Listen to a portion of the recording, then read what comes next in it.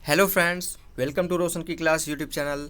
आप सभी का आज की इस मॉर्निंग की करंट अफेयर में एक बार फिर से बहुत बहुत स्वागत है। आज की इस करंट अफेयर की वीडियो में हम देखेंगे 29 अप्रैल 2021 के टॉप 10 करंट अफेयर और उसके साथ हम देखेंगे यहाँ पे उसका सभी क्वेश्चन के एक्स्ट्रा फैक्ट्स। जैसे अगर आप लोग एक क्वेश्चन रीड करते हैं, यहाँ पे पढ़ते हैं, तो उसके साथ कम से कम 3 से 4 क्वेश्चन आप लोगों का स्टैटिक पोर्शन का जो जीके का पोर्शन होता है वो तैयार हो जाता है। और अगर वीडियो देखने के बाद आप लोगों को लगे कि वीडियो अच्छी है तो प्लीज़ इस वीडियो को लाइक कर दीजिएगा। अगर आप लोगों की तरफ से कोई सजेशन है इस वीडियो को बनाने में, कोई आप लोग चाहते हैं कि कोई सुधार किया जाए, तो वो भी आप कमेंट बॉक्स में बता सकते हैं। मैं उसको पूरी कोशिश करूँगा कि उस सुधार को किया जा सके यहाँ पे। और अगर आप लोग डेली बेसिस पे मॉर्निंग में टॉप 10 करंट अफेयर की वीडियो देखना चाहते हैं तो नीचे सब्सक्राइब लिखा हुआ बटन आ रहा होगा लाल कलर का, उस पर क्लिक करके सब्सक्राइब कर लीजिए और साथ ही साथ बेल आइकन को दबा लीजिए। अब चलते हैं पहले क्वेश्चन की तरफ। पहला क्वेश्चन है, हाल ही में किस देश ने सार्वजनिक स्थानों पर फेस कवरिंग पर प्रतिबंध लगा दिया है? तो श्रीलंका ने सार्वजनिक स्थानों पर जो फेस कवरिंग होती है, देखे होंगे बुर्का पहनती हैं औरतें, जो मुस्लिम औरतें होती हैं वो बुर्का पहनती हैं, तो वहाँ पे प्रतिबंध लगा दिया किसी प्रकार का, चाहे बुर्का हो चाहे किसी प्रकार का फेस कवरिंग हो, पूरी तरीके से। जो अगर आप सार्वजनिक स्थान पे हैं तो उसको प्रतिबंध उस पर लगा दिया गया है, श्रीलंका ने लगाया है। श्रीलंका की बात की जा रही है तो श्रीलंका की राजधानी है जयवर्धनेपुरा कोट्टे, और यहाँ पे एक्स्ट्रा पॉइंट देख लेते हैं क्यों लगाया गया यह प्रतिबंध। श्रीलंका की कैबिनेट ने राष्ट्रीय सुरक्षा के लिए खतरा बताते हुए सार्वजनिक स्थानों पर सभी प्रकार के फेस कवरिंग पर प्रतिबंध लगाने के लिए एक विवादास्पद प्रस्ताव को मंजूरी दी है।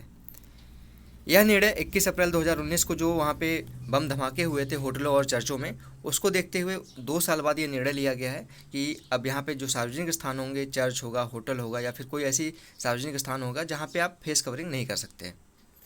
पूर्ण चेहरे के कवर में स्वतः रूप से बुर्का और नकाब शामिल होंगे। राष्ट्रपति की बात की जाए, श्रीलंका के राष्ट्रपति हैं गोतबाया राजपक्षे और प्रधानमंत्री हैं महिंद्रा राजपक्षे। याद रखिएगा, राष्ट्रपति हैं गोतबाया राजपक्षे और प्रधानमंत्री हैं महिंद्रा राजपक्षे। याद रखिएगा, इसमें कंफ्यूज मत होइएगा। प्रधानमंत्री जो हैं वो महिंद्रा राजपक्षे हैं। महिंद्रा आप गाड़ियों के नाम से आप यहाँ पे याद रख सकते हैं, महिंद्रा एंड महिंद्रा के नाम से। तो प्रधानमंत्री जो हैं वो महिंद्रा राजपक्षे हैं और राष्ट्रपति हैं गोतबाया राजपक्षे। दूसरा क्वेश्चन है, एडीबी ने भारत के अपने जो जीडीपी प्रक्षेपण था उसको 8% से बढ़ाकर कितना यहाँ पे अनुमानित किया है? तो एडीबी ने भारत के जीडीपी ग्रोथ को यहाँ पे 11% कर लिया। पहले इन्होंने 8% कहा था, लेकिन अब 11% बोला है कि 11% रहेगी भारत की जो जीडीपी ग्रोथ है 2021-22 में। एशियाई विकास बैंक यानी कि एडीबी ने वित्त वर्ष 2022 के लिए अपने भारत के विकास दर को 8% से बढ़ाकर 11% कर दिया है। इसके अनुसार कोविड-19 महामारी की दूसरी लहर को रोक लिया गया है और टीके देश भर में बड़े पैमाने पर लगाए जा रहे हैं। तो यहाँ पे एडीबी ने काफ़ी अच्छी तरीके से अनुमान लगाया भारत के विकास दर को। काफ़ी अच्छी बात है अगर कोई जो बैंक है, विश्व बैंक है, वो भारत के जो जीडीपी ग्रोथ है उसको अच्छा दर्शा रहा है। लेकिन यहाँ पे अगर इन्होंने अनुमान लगाया कि कोविड-19 महामारी को रोक लिया गया है, तो अभी रोका नहीं गया है, इसको रोकने की कोशिश जारी है और टीके लगाए जा रहे हैं, लेकिन बहुत ज़्यादा बड़े पैमाने पर नहीं लगाए जा पा रहे हैं क्योंकि टीकों की जो यहाँ पे प्रोडक्शन है वो काफ़ी स्लो है। तो इसको बढ़ाने की ज़रूरत है यहाँ पे, और कोविड-19 महामारी को आशा है कि जल्दी ही रोक लिया जाएगा। 2022 में मुद्रास्फीति की दर इन्होंने अनुमान लगाया 5.2% अनुमानित है ये। और यहाँ पे एडीबी की बात की जाए तो एडीबी का फुल फॉर्म है एशियन डेवलपमेंट बैंक, जिसकी स्थापना की गई थी 19 अक्टूबर 1966 को। मुख्यालय मनीला फिलीपींस में। काफ़ी ज़्यादा इंपॉर्टेंट है मुख्यालय इसका, क्योंकि अभी तक कम से कम मेरे सामने एग्जाम्स में 4 से 5 बार ये चीज़ पूछा जा चुका है कि एडीबी यानी कि एशियन डेवलपमेंट का मुख्यालय कहाँ पे है। तो फिलीपींस में है, वहाँ पे फिलीपींस ना दे के मनीला भी दे देगा, तो आपको याद रखना है मनीला प्लेस है, फिलीपींस देश है। अध्यक्ष हैं मात्सुसुगु आसाकावा, जो कि जापानीज हैं, क्योंकि सबसे ज़्यादा जो एडीबी में एशियन डेवलपमेंट में जो स्टेक है, शेयर होल्डिंग है, वो जापान की सबसे ज़्यादा है, दूसरे नंबर पे अमेरिका की है। ठीक है दोस्तों, अब चलते हैं हम तीसरे क्वेश्चन की तरफ। भारत के जैविक खाद्य उद्योग का निर्यात कितने प्रतिशत बढ़ गया है? तो भारत के जैविक खाद्य उत्पादों का जो निर्यात है वो 50% बढ़ गया है।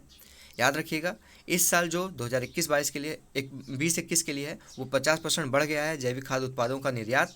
निर्यात का मतलब होता है जब आप अपने देश से, भारत से कोई सामान विदेशों को भेजते हैं या फिर उसको पैसे के रूप में भेजते हैं किसी दूसरे देश में। कोविड-19 चुनौतियों के बावजूद 2020-21 के मूल्य के संदर्भ में भारत के जैविक खाद्य उत्पादों का निर्यात 50% बढ़ गया है। मात्रा के संदर्भ में जैविक खाद्य उत्पादों का निर्यात 19-20 की तुलना में पिछले वित्त वर्ष के दौरान 39% बढ़ा है, जो कि अब हो गया कितना, 8,88,000 मीट्रिक टन। भारत ने अमेरिका, यूरोपीय संघ यानी कि यूनाइटेड नेशंस और Canada, Britain, Australia, Switzerland, Israel आदि 58 देशों को यहाँ पे जैविक उत्पादों को भेजा है। चौथा क्वेश्चन है डिलीवरी स्टार्टअप। डेली जॉय एक डिलीवरी स्टार्टअप है जो आप देखे होंगे, ई कार्ड देखे होंगे, डिलीवरी करते हैं। इसी तरीके का एक यहाँ पे स्टार्टअप था डिलीवरी करने का। इस कंपनी का नाम था डेली जॉय। इसका अधिग्रहण किस कंपनी ने किया है? यहाँ पे इसको खरीद लिया है किसी कंपनी ने। उस कंपनी का नाम बताना है आपको। तो इस कंपनी का नाम है आईवियर रिटेलर लेंसकार्ट, जो आप लोग नाम सुने होंगे इसका, लेंसकार्ट का। लेंसकार्ट ने डिलीवरी स्टार्टअप जो कंपनी थी डेली जॉय, इसको अधिग्रहित कर लिया है, यानी कि खरीद लिया है। लेंसकार्ट की बात की जाए तो लेंसकार्ट का मुख्यालय नई दिल्ली में है। एक रिटेलर ब्रांड है जो कि हैदराबाद में अपने प्रौद्योगिकी केंद्र का उद्घाटन किया है इसी समय, और उसी के साथ इन्होंने डिलीवरी स्टार्टअप डेली जॉय को अधिग्रहित किया है। इनका उद्देश्य क्या है यहाँ पे? इनका उद्देश्य विश्व स्तर के इंजीनियरिंग संसाधनों को देश और अंतर्राष्ट्रीय दोनों स्तरों पर अपने विस्तार के लिए लेंसकार्ट का समर्थन करना है। पांचवा क्वेश्चन है हाल ही में किसे भारत अर्थ मूवर्स लिमिटेड यानी कि BEML का नया अध्यक्ष और प्रबंध निदेशक CMD बनाया गया है? तो अमित बनर्जी हैं जिनको BEML का यहाँ पे अध्यक्ष और प्रबंध निदेशक बनाया गया है। वर्तमान में वे BEML के निदेशक रेल और जो मेट्रो होती है उसमें सेवारत थे। अमित बनर्जी IIT BHU यानी कि जो वाराणसी में है उससे मैकेनिकल इंजीनियरिंग से स्नातक हैं, यानी कि BTech किया हुआ है इन्होंने IIT BHU से। और BEML का फुल फॉर्म है भारत अर्थ मूवर्स लिमिटेड। हेडक्वार्टर्स का बेंगलुरु में है और अध्यक्ष और MD इसके पहले थे DK होटा। अब DK होटा जी की जगह पे अमित बनर्जी इसके अध्यक्ष और MD होंगे। ठीक है। अगला क्वेश्चन है छठवां क्वेश्चन, केंद्र सरकार ने किसी RBI के केंद्रीय बोर्ड में निदेशक के रूप में नियुक्त किया है? तो अजय सेठ है, इनको यहाँ पे केंद्रीय बोर्ड और निदेशक के रूप में नियुक्त किया गया है RBI के। अजय सेठ वित्त मंत्रालय में आर्थिक मामलों के सचिव हैं इस समय। वे तरुण बजाज की जगह पे स्थान लेंगे। कहाँ पे? केंद्रीय बोर्ड और RBI के केंद्रीय बोर्ड में निदेशक के रूप में यहाँ पे तरुण बजाज की जगह पे स्थान लेंगे। अब तरुण बजाज जी को राजस्व सचिव के रूप में नियुक्त कर दिया गया है, जिससे उनका स्थान खाली हो गया था, जिसके लिए अब यहाँ पे अजय सेठ जी को नियुक्त किया गया है। अजय सेठ कर्नाटक कैडर के 1987 के IAS अधिकारी हैं जिन्होंने 16 अप्रैल 2021 को आर्थिक मामलों के विभाग के नए सचिव के रूप में कार्यभार संभाला है। तो डेट याद रखिएगा, 16 अप्रैल 2021 को इन्होंने आर्थिक मामलों के विभाग के रूप में सचिव के रूप में यहाँ पे कार्यभार संभाला है। 1987 के ये जो कर्नाटक कैडर है उसके IAS ऑफिसर हैं। अगला क्वेश्चन है सातवां क्वेश्चन, हर साल 28 अप्रैल को विश्व कार्यस्थल सुरक्षा और स्वास्थ्य दिवस मनाया जाता है। 2021 का थीम आपसे पूछा गया है, काफ़ी इंपॉर्टेंट होता है ये, लेकिन जो 2021 का इस बार का थीम है विश्व कार्यस्थल सुरक्षा और स्वास्थ्य दिवस का, काफ़ी बड़ा है। इसको आप लोग ध्यान से देख लीजिएगा, इसको याद करने की ट्रिक से याद करने की कोशिश करिएगा। इसको मैं एक बार रीड कर देता हूँ, आप लोग ध्यान से देख लीजिएगा। Anticipate, prepare and respond to crisis and invest now in resilient OHS systems. ठीक है, इसको याद करने की एक बार कोशिश करिएगा। इतना बड़ा थीम एग्जाम में अगर आएगा तो आप लोग उसकी लंबाई से भी आप समझ सकते हैं। लास्ट में OHS है, OHS सिस्टम्स, इससे भी याद रख सकते हैं, या फिर कोई ऐसा इसमें एक चीज़ होगा जो उसको आप ध्यान रख सकते हैं, जो कि आपका विश्व कार्यस्थल सुरक्षा और स्वास्थ्य दिवस का थीम होगा 2021 का। इसको कौन मनाता है? अंतर्राष्ट्रीय श्रम संगठन जो कि ILO है, उसके द्वारा हर साल विश्व कार्यस्थल सुरक्षा और स्वास्थ्य दिवस निर्धारित किया जाता है। यह उन लोगों को याद करने के लिए किया जाता है जो कि कोई कार्य करते समय अपना किसी ऑफिस में कार्यरत है, उस टाइम पे वो दुर्घटना के कारण उनकी मौत हो गई है, जिसके कारण हर साल ये विश्व कार्यस्थल सुरक्षा और स्वास्थ्य दिवस मनाया जाता है। आठवां क्वेश्चन है, महिंद्रा एंड महिंद्रा ने किसे ग्लोबल बॉर्न इलेक्ट्रिक प्लेटफॉर्म के उपाध्यक्ष और प्रमुख के रूप में नियुक्त किया है? तो डॉक्टर उली स्टूचेक, जो कि एक फॉरेनर है, विदेशी हैं, इनको यहाँ पे महिंद्रा एंड महिंद्रा के ग्लोबल बॉर्न इलेक्ट्रिक प्लेटफॉर्म के उपाध्यक्ष और प्रमुख के रूप में नियुक्त किया गया है। वे Mahindra North American technical centre Detroit के इलेक्ट्रिक व्हीकल टेक सेंटर के में हिस्सा होंगे, यानी कि जो अमेरिका में डेट्रॉयट है वहाँ पे महिंद्रा की इलेक्ट्रिक व्हीकल टेक सेंटर है, वहाँ के ये अब यहाँ पे उपाध्यक्ष और यहाँ पे प्रमुख के रूप में नियुक्त किए गए हैं, डॉक्टर उली स्टूचेक।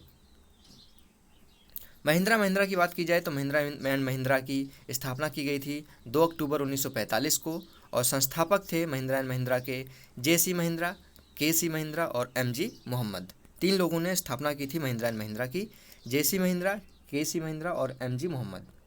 मुख्यालय महिंद्रा एंड महिंद्रा का मुंबई में है। अध्यक्ष हैं प्रेजेंट टाइम में आनंद महिंद्रा। MD और CEO हैं पवन कुमार गोयनका और MD हैं अनिश शाह। 9वां क्वेश्चन है, हाल ही में प्रसिद्ध लेखक मनोज दास का निधन हो गया, वह किन भाषाओं के लेखक थे? यानी कि किन भाषाओं में इन्होंने लेखन कार्य किया था। तो उड़िया और अंग्रेजी में इन्होंने लेखन कार्य किया था अपना। ये प्रसिद्ध लेखक थे, इनका नाम था मनोज दास, इनका हाल ही में निधन हो गया है।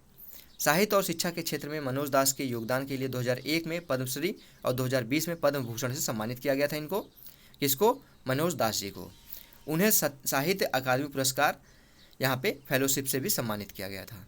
तो इनको 2001 में पद्मश्री, 2020 में पद्म भूषण और इनको साहित्य अकादमी का फेलोशिप पुरस्कार भी दिया गया था। 10वां क्वेश्चन है, प्राइम फोकस ने कौन सा पुरस्कार जीता है? आपको पता है कि अकादमी पुरस्कार इसमें दिया जा रहा है। तो यहाँ पे प्राइम फोकस जो कि एक भारतीय मीडिया कंपनी है, इसको भी यहाँ पे एक पुरस्कार दिया गया है, भारतीय मीडिया अकादमी पुरस्कार दिया गया है। भारतीय मीडिया सेवा कंपनी प्राइम फोकस लिमिटेड ने क्रिस्टोफर नोलन की जासूसी थ्रिलर फिल्म टेनेट के लिए सर्वश्रेष्ठ दृश्य प्रभावों के लिए अकादमी पुरस्कार जीता है। आप सभी को पता है इस बार जो अकादमी पुरस्कार दिया गया है उसमें ऑस्कर पुरस्कार जो आपको बेस्ट यहाँ पे आफ्टर जो विजुअल इफेक्ट का दिया गया है वो टेनेट मूवी को दिया गया है। टेनेट मूवी को विजुअल इफेक्ट्स के लिए यहाँ पे अकादमी पुरस्कार दिया गया है 2021 का। तो यहाँ पे 2020-21 का, तो यहाँ पे उसी के लिए जो यहाँ पे क्रिस्टोफर नोलन इसमें जो हीरो थे, इनकी मूवी थी टेनेट। इसमें प्राइम फोकस को यहाँ पे जो प्रभाव थे, सर्वश्रेष्ठ दृश्य प्रभाव थे, उसके लिए यहाँ पे अकादमी पुरस्कार दिया गया है, जो कि एक भारतीय मीडिया कंपनी है। अब यहाँ पे दोस्तों आज का यहाँ पे टॉप 10 करंट अफेयर का क्वेश्चन खत्म होता है। अगर आप लोगों को इस वीडियो की पीडीएफ चाहिए तो नीचे डिस्क्रिप्शन बॉक्स में जाके आराम से डाउनलोड करके कभी भी आपको समय मिले उसको देख सकते हैं, रीड कर सकते हैं।